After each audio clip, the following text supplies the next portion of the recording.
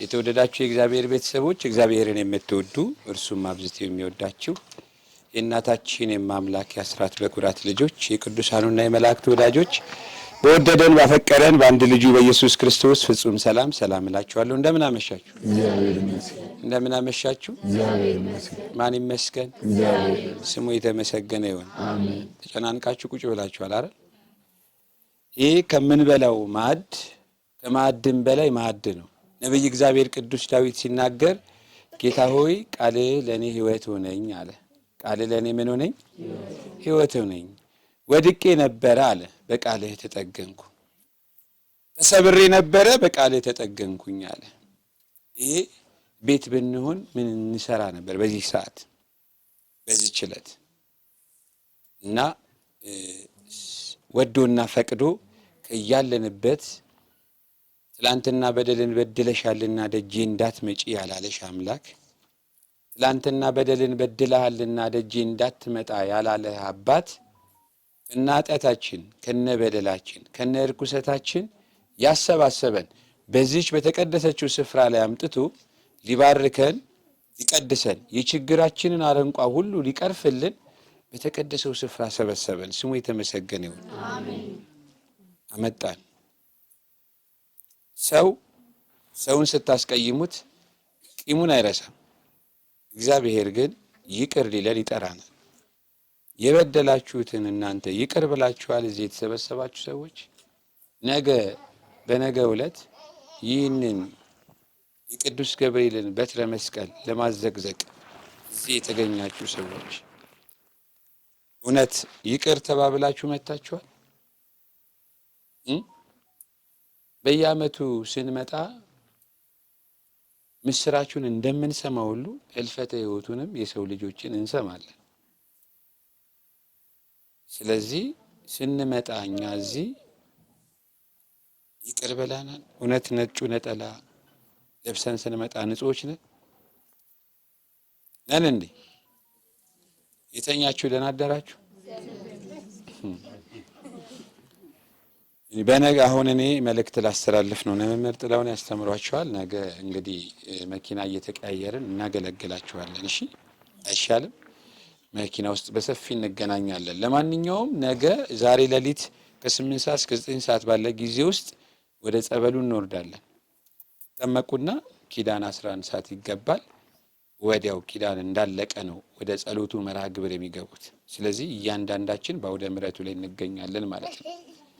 አሁን ግቢ ስንዞር ስንጸልይ ምን ስንል ቆይተን የመቋሚያውና የመስቀሉ ስርዓት ካለፋችሁ አንዴ አለፈ በቃ። ተግባባን አይደል?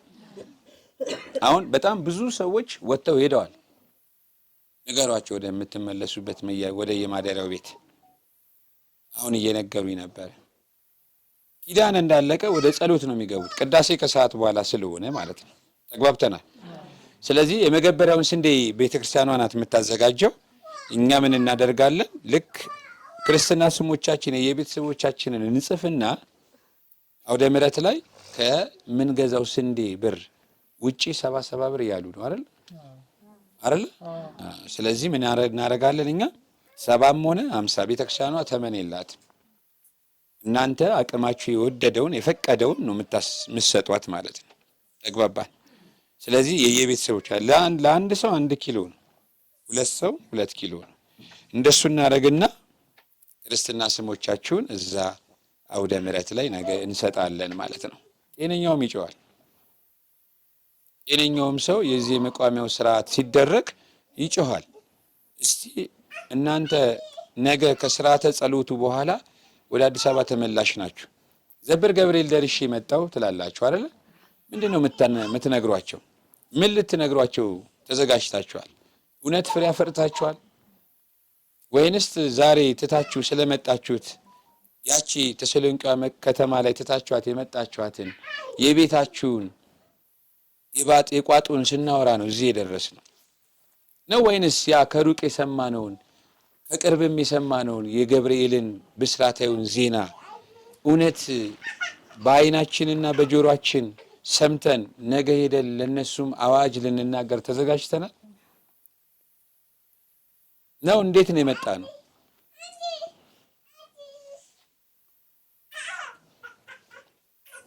ከዚህ በፊት መጥቶ የሚያውቃለ ዘብር ገብርኤል? እስቲ እጁን ከፍ ያድርግልኝ። እጹብ ድንቅ ስራውን የሰራላችሁ እስቲ እጃችሁን ከፍ አድርጉ። መታችሁ የተደረገላችሁ ከፍ የተደረገላችሁ አንድ ሰው፣ ሁለት ሰው፣ ሶስት ሰው። እስቲ ማዘር አረፍ በሉ እስቲ። ከኋላ ተከልያለሁ ቦታ የለም። ጠጋ በሉላችሁ ከኋላ ያላችሁ።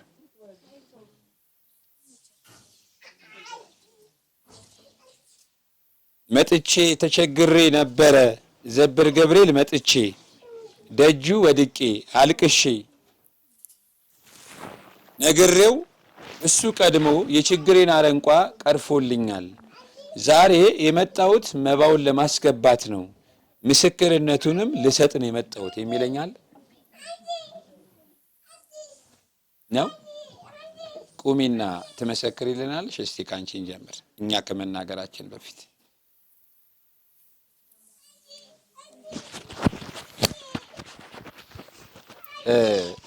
በመሀል የገባሁት መምህር ጥላሁንን አስቀምጬ ምስክርነት በራሱ ምንድነው? ምንድነው? ሁላችሁም ንገሩኝ። ምንድነው? ትምህርት፣ ከትምህርትም በላይ ትምህርት ነው። ለመሰላችሁ ፈሪሳውያን አይሁዳውያኖች ይህ የሚከተለው 5000 ገበያ የሚሆነው ህዝብ ሁሉ እየተከተለው ያመኑ ነበሩ፣ ያላመኑ ነበሩ። መድኃኔዓለም እውርን ሲያበራ ክሱን ያበዙበት ነበር አይደል? እኛ ደግሞ ኃጢአተኛ ነን፣ በደለኛ ነን። እዚህ ታላቁ ገናና መልአክ ደጅ ላይ መተን የተደረገልንን ነገር እንናገራለን፣ እንመሰክራለን። ያየነውንና የሰማነውን ምን እንላለን? ምን እንላለን? እንመሰክራለን። ያብዛል። አዲስ የመጣችሁም ለምስክርነቱ ያብቃችሁ።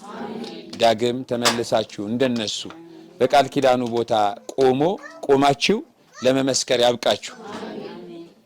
እህታችን ክርስትና ስምሽን እስቲ ከክርስትና ስምሽ ጀምረሽ በስማም ብለሽ ጀምሪ።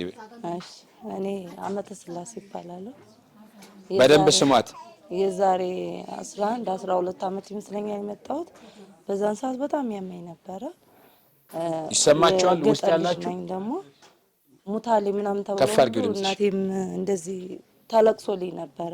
እኔ ገዳሙኝ አዲስ አበባ ማለት ነው። ከዛ የዛሬ 11 ምናምን አመት መጥቼ ዳንኩኝ። በጣም በብረት በምን ታስሬ ነበረ። ከዛ ድኜ ወደ ወንዴ አገባሁ። የሁለት ልጆች እናት ሆኛለሁ።